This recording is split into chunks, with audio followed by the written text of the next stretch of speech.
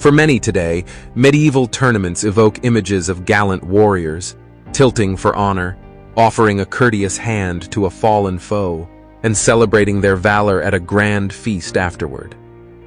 But in the brutal reality of the Middle Ages, these contests were far closer to small-scale wars than harmless sport. Knights risked their lives on the field, and for some, the price of defeat was fatal. Let's start with a tale that's become legendary. Gregor Baci, a Hungarian knight, is famously depicted in a portrait with a lance piercing his skull, straight through his eye socket, exiting near his neck. Incredibly, Baci survived this wound, living for about a year before dying from a separate infection. Today, medical experts have recreated 3D models of his injury, showing that the lance miraculously avoided vital parts of the brain, a stroke of luck that spared his life for a short while. This story might seem like a freak accident, but in truth, such life-threatening injuries were part and parcel of these violent spectacles. Tournaments were originally meant to mimic real combat, and knights could lose more than their pride.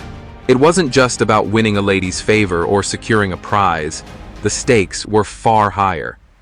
Knights fought to protect their fortunes, as the victor had the right to claim the defeated knight's armor, weapons, and even their horse, worth a small fortune. Some, realizing defeat was imminent, would fight to the death, knowing that losing meant financial ruin. Tensions could escalate beyond individual bouts.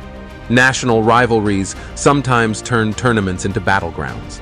For example, during a major tournament in the 14th century, a conflict erupted between groups of French and English knights, each numbering 200. What began as sport nearly turned into a full-blown war, only narrowly avoiding mass bloodshed. Though marshals were present to enforce rules, they couldn't prevent every brawl from spiraling out of control. Even monarchs weren't immune to the dangers of these contests. In 1559, King Henry II of France, participating in a tournament, was mortally wounded when a lance splintered through his helmet, penetrating his eye and brain. The injury led to his slow and agonizing death days later, proving that no amount of royal status could shield one from the risks. Sometimes the conditions themselves turned deadly. In 1241, a summer tournament in Germany resulted in the deaths of 80 knights, not from weapons, but from heat stroke and exhaustion.